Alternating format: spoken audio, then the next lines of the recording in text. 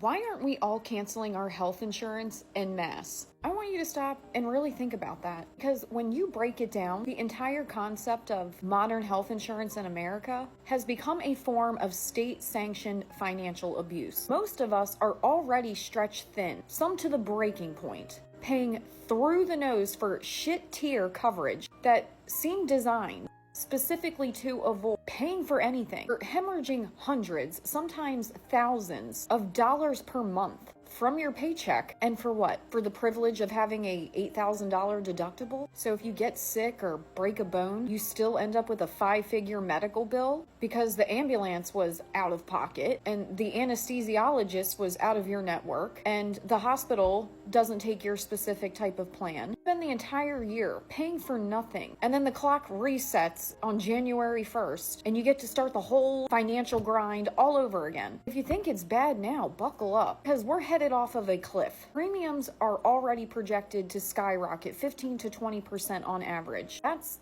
baseline increase. Now layer that on top of the Republican Party's goal to dismantle the Affordable Care Act and obliterate the subsidies that make insurance even remotely accessible for millions of people. They get their way at the end of this government shutdown, we're not talking 20% increases. A lot of people's premiums will triple or even quadruple. Average total annual cost for a family of four's employer-sponsored health insurance is projected to be nearly $27,000. For a family buying on the marketplace, you're looking at an average premium of $950 for bare bones bronze plans to over $1,300 for a gold plan. And that's before you even step into a doctor's office and start chipping away at the deductible. Now I ask you, is the average family of four without any major chronic health conditions using $27,000 worth of medical services every year? Are they getting $27,000 of value in their care? I fucking doubt it. The entire model is built on the healthy minority subsidizing the system, while the insurance companies skim a massive profit off the top and fight tooth and nail to deny as many claims as they can. It is, in its purest form, a scam. The cost of prescriptions are a scam. The billing is a scam. It's all a house of cards built on our participation. This entire multi-trillion-dollar system cannot survive without our money. A critical mass of people stood up and said, no more, and canceled their policies in a coordinated act of financial defiance. The system would implode very quickly, and that implosion would force the system to operate differently. We're already seeing a rise in concierge medical services and subscription-based medical services. Doctors and hospitals are often just as trapped as we are. Insurance companies don't just screw the patients, they screw the providers as well. They dictate what a procedure can cost, they force doctors to accept reduced payments, and then bury them in mountains of bureaucratic paperwork. An